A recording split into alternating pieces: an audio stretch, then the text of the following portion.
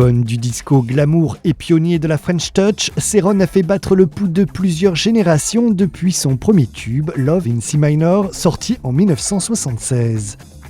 Avec 30 millions d'albums vendus et 5 Grammy Awards, le petit blanc-bec de Vitry-sur-Seine est devenu une star de renommée internationale, aussi kitsch qu'incontournable.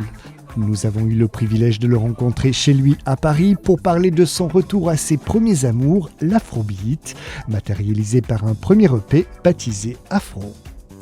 C'est un peu mes origines, surtout avec l'influence que j'ai pu avoir avec le groupe Congas de mes débuts. Et en plus étant batteur, ces rythmiques africaines que j'ai, depuis les années 70s d'ailleurs, adaptées dans des couleurs orchestrales américaines, que ce soit les percussions ou des rythmiques ou même au niveau des leitmotifs de choristes. Et j'ai toujours eu cette influence.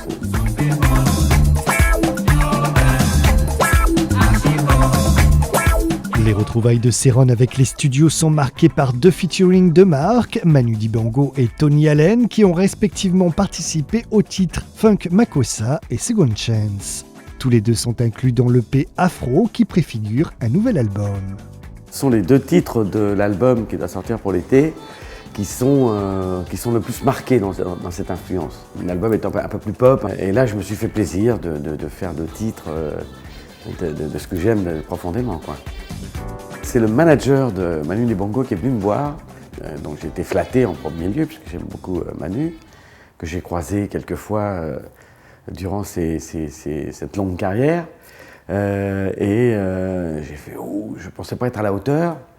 Et en fin de compte, on a décidé de marier un peu mon style avec le sien et il m'a envoyé ce qu'on appelle les parties d'enregistrement de Soul Makossa. Et je me suis essayé et en fait, ça a été très rapide. Et j'ai envoyé, ils ont adoré, j'ai envoyé à ma maison de disques, ils m'ont dit « C'est superbe ». Donc après, j'ai finalisé en studio. Et Tony Allen, là, on s'est... pareil, on a proposé à Tony de faire un bœuf en studio. Et puis d'essayer d'ensemble, de voir comment on pouvait mélanger ce beat qu'il a très afro-jazz avec mon style et de faire un duo de batterie.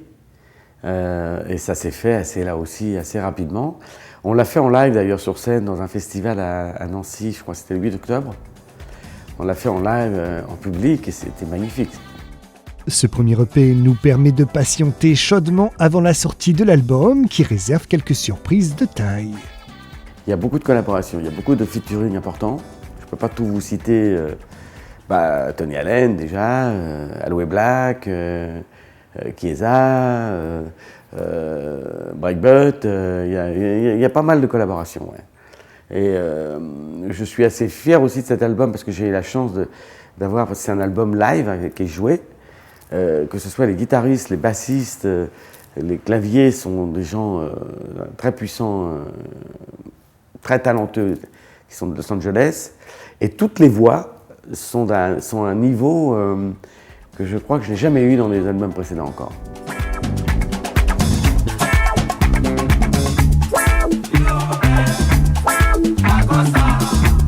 Après toutes ces années, Céron est fier d'être considéré comme le père de la French Touch, un mouvement qui a aujourd'hui tout son sens. On a parlé de la French Touch dans les années 77. C'est-à-dire quand j'étais aux États-Unis, mon premier album, Love in C Minor, faisait un carton là-bas. Et évidemment, les journalistes me disaient « Mais qu'est-ce qui reste de français, puisque tu es français ?» Les musiciens sont anglais ou américains, les chanteurs sont anglais ou américains, c'est mixé, pareil, de manière anglo-saxonne. Qu'est-ce qui reste de français? Moi, je leur disais, il reste ce petit côté français, cette touche française qui est un peu froide, un peu sophistiquée, un peu... voilà. Alors, ils disaient, ouais, c'est la French Touch, quoi. Donc, c'est là où le mot a commencé à sortir. Et ensuite, Daft Punk l'a très bien utilisé dans les années 95, avec brio. David Guetta, et puis maintenant, aujourd'hui, la French Touch dans le monde entier, ça veut dire quelque chose. C'est-à-dire ça a vraiment pris une particule, quoi. C'est une sonorité, ouais, je dirais un peu sophistiquée, ouais. Céron est impatient de retrouver son public et surtout la scène qu'il n'a jamais vraiment quittée pour y défendre ses nouveaux morceaux. Mais pour savoir qui se cache derrière le pionnier de la French Touch, nous l'avons pour l'heure soumis au traditionnel jeu de la boîte à questions. La natation. Los Angeles. Parce que c'est mon deuxième pays, j'ai eu des enfants là-bas, j'y passe toujours la moitié de mon temps chaque année et c'est ma deuxième ville, quoi. Je suis chez moi. Le jean était, comme on disait en 70s, c'est ma deuxième peau. L'avion. Parce que j'y passe tellement de temps.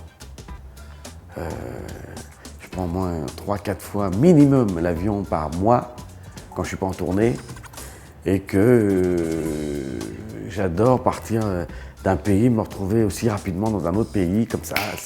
On vit un siècle de fou, mais on a quand même beaucoup d'avantages.